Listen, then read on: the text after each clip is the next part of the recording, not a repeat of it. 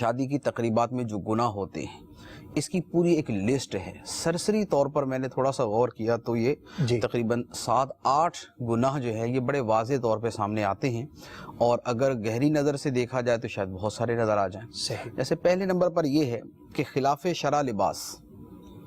خلاف شرع لباس جو ہے یہ اس قدر کثرت کے ساتھ شادیوں کے اندر نظر آتا ہے کہ لباس پہنا ہوا ہے لیکن اس کے باوجود بے پردگی ہوتی ہے، اور حدیث مبارک کے اندر قیامت کی نشانیوں میں اور وعید کے طور پر بھی بیان کیا گیا ہے کہ ایسی عورتیں ہوں گی کہ جنہوں نے لباس پہنا ہوا ہوگا پھر بھی بے لباس ہوں گی، لباس پہننے کے باوجود بھی بے لباس ہوں گی۔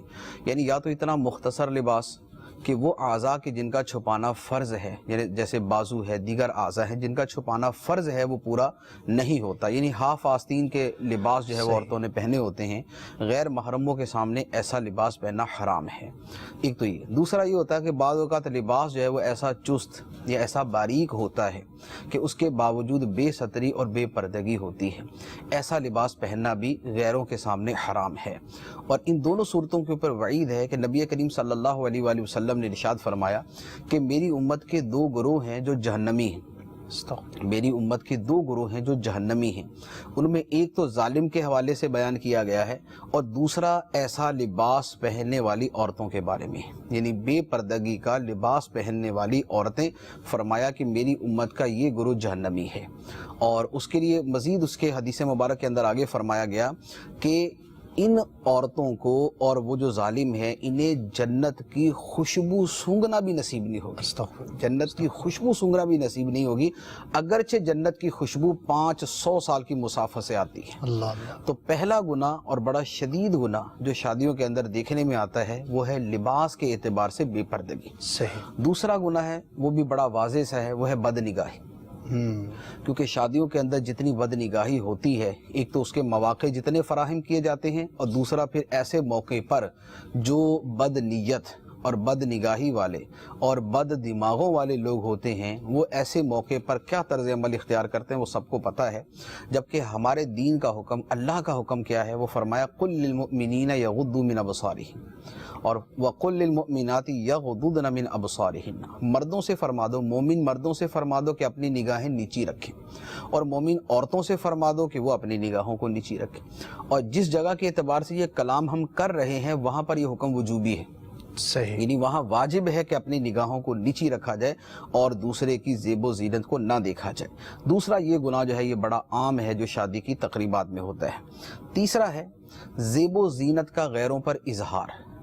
شادی کے موقع پر عام طور پہ عورتیں جو زیب و زینت اختیار کرتی ہیں، خواہ وہ میک اپ کی صورت میں ہے یا وہ زیورات کی صورت میں ہے یا وہ کسی پہناوے کی صورت میں ہے، ان زیب و زینت کا اظہار غیروں پر، اجنبی مردوں پر، غیروں سے مراد اجنبی یہ محرم جو نہیں ہے، شوہر اور جو شوہر نہیں اور محرم نہیں ہے، ان کے علاوہ جو بھی ہے وہ شرعاً اجنبی ہے، اگرچہ وہ دوسرا قریبی رشتہ دار ہی بنتا ہو، ان کے سامنے جو زینت ظاہر کرنا ہے یہ حرام۔ قرآن پاک کی نص قطعی واضح حکم ہے وَلَا يُبْدِينَ زِينَتَهُنَّ إِلَّا لِبُعُولَتِهِنَّ أَوْ آبَائِهِنَّ۔ پھر اس کے بعد مزید آیت کا حصہ ہے کہ عورتیں اپنی زینت ظاہر نہ کرے مگر اپنے شوہروں کے سامنے یا اپنے باپ کے سامنے یا دیگر محارم کے سامنے۔ پھر آگے مزید بیان ہے، یعنی صراحتاً فرما دیا کہ عورتوں کو زینت ظاہر کرنے کی جو اجازت ہے وہ اپنے شوہر کے سامنے ہے یا محارم کے سامنے، ان کے علاوہ نہیں۔ اور یہاں تک فرمایا کہ وَلَا يَضْرِبْنَ بِأَرْجُلِهِنَّ لِيُعْلَمَ مَا يُخْفِينَ مِنْ زِينَتِهِنَّ کہ عورتیں اپنے پاؤں بھی زمین پر زور سے نہ ماریں، کہ اگر پازیب وغیرہ پہنی ہوئی ہے تو اس کی زینت بھی دوسروں کے سامنے ظاہر نہ ہو، یعنی زینت کے اظہار سے اس قدر سختی کے ساتھ منع کیا کہ پاؤں زور سے نہ ماریں کہ اس کی زیور کی جھنکار اور آواز جو ہے وہ بھی غیر مرد تک نہ جائے۔ یہاں دیکھنے کی بات نہیں ہو رہی، یہاں صرف اس کی آواز جانے کی بات ہے، لیکن اس سے بھی منع کر دیا گیا۔ تو یہ زینت کا اظہار کرنا یہ بھی گناہ اور حرام، اور یہ بھی شادی کے موقعوں پر بڑی کثرت کے ساتھ ہوتا ہے۔ پھر چوتھا گناہ جو ہے وہ بے حیائی۔ بے حیائی کی ایک صورت مردوں عورتوں کا باہمی اختلاط، آپس کے اندر جس طرح مکسنگ ہوتی ہے وہ سب کے سامنے ہے، ایسا اختلاط جو ہے یہ شرعاً حرام۔ حیا ہمارے دین کا مرکزی شعبہ ہے۔ نبی کریم صلی اللہ علیہ وآلہ وسلم نے فرمایا الحیاء شعبۃ من الایمان، حیا ایمان کا مرکزی شعبہ ہے، ایک مرکزی شاخ ہے۔ تو حیا اس قدر اہم ہے اور شادی کے موقع پر حیا کے برعکس بے حیائی اپنی انتہا کو پہنچی ہوئی ہوتی ہے، خاص طور پہ ناچ گانے ڈانس پارٹی ان چیزوں کے اندر۔ یہ چوتھا گناہ۔ پانچواں گناہ وہ بھی بڑا عام سا ہے، وہ عربی کے اندر اسے دیوسی کہا جاتا ہے اور اردو کے اندر اسے بے غیرتی کہا جاتا ہے۔ وہ کیا ہے؟ وہ ہے کہ اپنے گھر کی عورتوں پر یعنی محارم جو ہیں یا بیوی جو ہے یہ بے حیائی اور بے پردگی کا کام کرے اور انہیں اس پر نہ روکا جائے۔ صحیح۔ نبی کریم صلی اللہ علیہ وآلہ وسلم کی حدیث مبارک ہے کہ 3 شخصوں پر جنت حرام ہے، 3 شخصوں پر جنت حرام ہے، عادی شرابی، ماں باپ کا نافرمان، اور تیسرا وہ شخص جو اپنے گھر کے اندر بے حیائی دیکھے اور پھر بھی منع نہ کرے، غیرت نہ کھائے۔ فرمایا کہ یہ جو اشخاص ہیں ان کے اوپر جنت حرام۔ شادی کے موقع پر گھر کے بڑے موجود ہوتے ہیں، خواہ وہ ماں ہے یا باپ ہے یا بڑا بھائی ہے یا وہ دادا ہے، چچا ہے، تایا ہے، ماموں ہے، یعنی وہ گھر کے افراد کہ جن کی گھر میں چلتی ہے جو منع کر سکتے ہیں لیکن اس کے باوجود وہ منع نہیں کرتے۔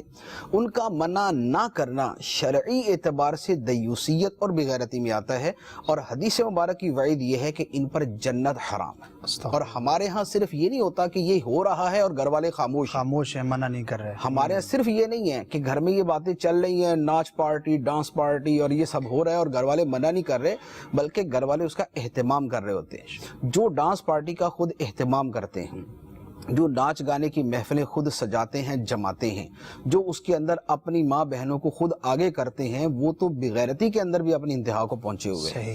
تو یہ اس کے اندر اہم ترین ایک یعنی انتہائی برا گناہ جو اس کے اندر موجود ہے۔ چھٹا گناہ موسیقی کی صورت میں۔ موسیقی جو ہے یہ شادیوں کے اندر شاید ہی یعنی کو خدا کا خوف رکھنے والا، کو اللہ رسول کے احکام کو جو ہے وہ سمجھنے والا اور ان پر عمل کرنے کا جذبہ رکھنے والا، وہ تو اپنی شادی میں موسیقی کی جگہ محفل نعت کر لے گا یا کم از کم موسیقی نہیں کرے گا، لیکن اس سے ہٹ کر تو سوال ہی پیدا نہیں ہوتا کہ شادی موسیقی کے بغیر ہو جائے۔ نبی کریم صلی اللہ علیہ وآلہ وسلم نے فرمایا کہ اللہ تعالیٰ نے مجھے بھیجا اس لیے ہے کہ میں آلات موسیقی کو مٹا دوں، میں بتوں کو مٹا دوں، اور میں زمانہ جاہلیت کی چیزوں کو مٹا دوں۔ یعنی 3 چیزوں کو اکٹھا بیان کیا، زمانہ جاہلیت کی چیزوں کو مٹاؤں، بتوں کو مٹاؤں اور آلات موسیقی کو مٹاؤں۔ امت کا نبی جن چیزوں کو مٹانے کے لیے تشریف لایا، امت انہی چیزوں کو پروان چڑھانے کے لیے اور پروموٹ کرنے کے لیے تلی کھڑی ہے۔ لوگ شادیاں کرتے ہیں لیکن جو موسیقی، جو واہی تباہی، جو گانے باجے، جو بے حیائی، جو فحاشی عیاشی شادیوں کے اوپر ہوتی ہے، وہ شاید ہی کسی دوسرے موقع پر ہوتی ہو۔ نبی کریم صلی اللہ علیہ وسلم کا یہ فرمان ایک دوسرا فرمان ہے۔ سرکار علیہ الصلوۃ والسلام نے فرمایا کہ جو کان لگا کر کسی مغنیہ کو سنتا ہے، کان لگا کر کسی گانے والی کو سنتا ہے، اللہ تعالیٰ قیامت کے دن اس کے کان کے اندر پگھلا ہوا تانبا ڈالے گا۔ استغفر۔ تو اب شادی کے موقع پر جو لوگ اس کا ارینج کرتے ہیں وہ سارے کے سارے اس وعید کے مرتکب، بلکہ وہ دوسروں سب کے مجموعے کے برابر گناہگار ہوتے ہیں۔ کہ جو شادی میں ناچ گانے کا ارینج کرتا ہے، اگر 500 بندہ، 300 بندہ، 200 بندہ شریک ہوا اور اس نے یہ حرام کام کیا، ان 200 کے حرام اور گناہ کبیرہ کا مجموعہ جو ہے وہ اس ارینج کرنے والے کے اوپر آتا ہے۔ اسی طرح قرآن پاک کی آیت مبارکہ ہے ان السمع والبصر والفؤاد کل اولئک کان عنہ مسئولا، بے شک کان اور آنکھ اور دل، ان سب کے بارے میں قیامت کے دن سوال کیا جائے گا۔ کانوں سے کیا سنا تھا، آنکھوں سے کیا دیکھا تھا، اور دل کے اندر کیا عقیدہ جمایا تھا، اور کیا برے خیالات جو ہے وہ پختہ عزم کے طور پہ کیے تھے، ان کی قیامت کے دن گرفت کی جائے گی۔ یہ ایک اور گناہ موسیقی کا جو شادی کے موقع پر ہوتا ہے۔ اچھا، اسی طرح ایک 7واں گناہ جو بعض صورتوں میں گناہ ہوتا ہے، بعض صورتوں میں نہیں ہوتا، لیکن بہت مرتبہ برا ضرور ہوتا ہے، وہ ہے بری رسومات۔ شادی کے موقع پہ رنگ برنگی جیسی رسومات اور رسم و رواج ہمارے ہاں رائج ہیں، ان کے اندر کچھ ناجائز و گناہ میں آتے ہیں، کچھ جائز کے اندر بھی آتے ہیں، لیکن زیادہ تر جو ہے وہ بری رسومات کے اندر شامل ہیں۔ اور 8واں گناہ ہے ایذائے مسلم۔ ایذائے مسلم کا گناہ شادی کی تقریبات کے اندر بڑی کثرت کے ساتھ ہوتا ہے۔